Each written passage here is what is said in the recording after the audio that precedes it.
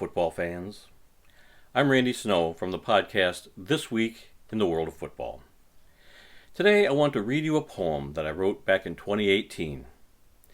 It's about what it's like to be a Detroit Lions fan and being on the eve of watching another Super Bowl without your team in it.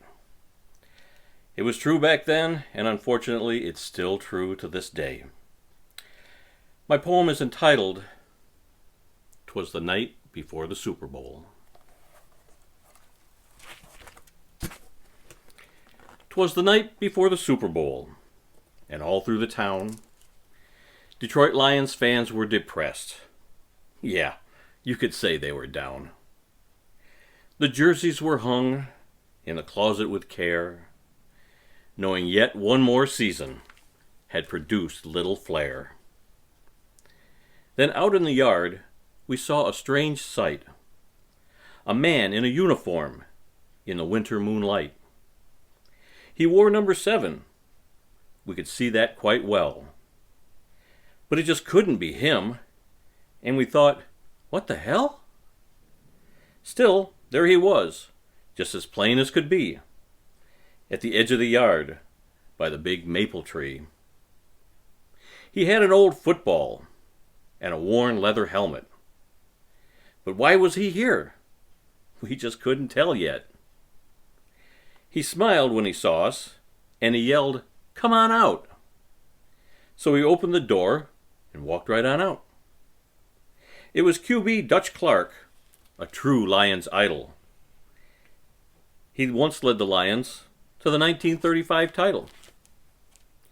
He threw us some passes that were all smooth as butter. We were all in amazement as we smiled at each other.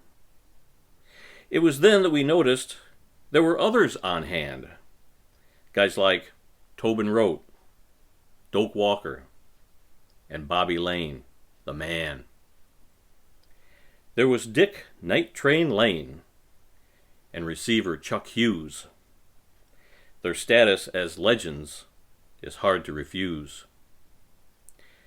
Charlie Sanders, Lou Creekmer, they were all great, I'm not lying. And there was George Plimpton, the old paper lion. There was also Yale Larry and Mel Farr Superstar. He was there in the driveway, right next to the car.